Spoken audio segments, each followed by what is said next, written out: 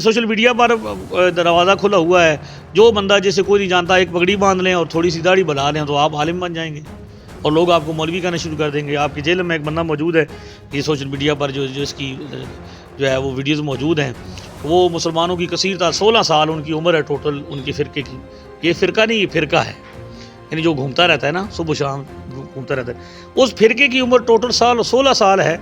और वो 1400 साल पुराने मुसलमानों के अकायद को चैलेंज कर रहे हैं और वो कह रहा है कोई है ही कोई नहीं। तो ये भी तो ज़िम्मेदारी हुकूमत की बनती है कि नहीं बनती कि भाई एक अगर आलिम दीन किसी दूसरे फ़िरके के ख़िलाफ़ बोले तो उसके ख़िलाफ़ कार्रवाई हो जाती है,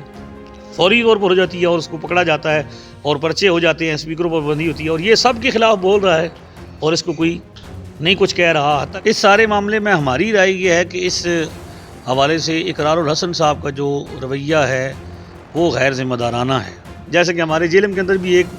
अजीब सी चीज़ मौजूद है जो कमरे से बाहर नहीं आता, बाहर निकलने को तैयार नहीं है। हम बारहा उसको ये चैलेंज दे चुके हैं, गुफ्तगू की दावत दे चुके हैं, मुकालमे की दावत दे चुके हैं। तो वो अब उसने इस इकरारुल हसन साहब की क्लिप लगा के उसने ये कहा कि भाई बाकी वली भी जो, तो वो भी इसी तरह से जी, हाँ जी, ये जो छोटे मिर्ज़ा साहब है ना जेल में कमरे में बंद हैं,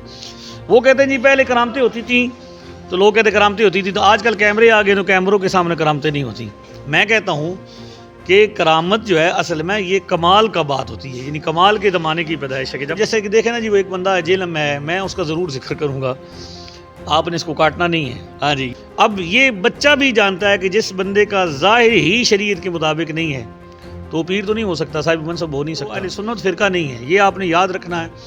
कि अहले सुन्नत मुसलमानों की कसीर तादाद है। मज़ारात सिर्फ पाकिस्तान में नहीं है, अब तो सोशल मीडिया कि आज भी कुरान पाक में एक सूरत मौजूद है, सूरह कदर।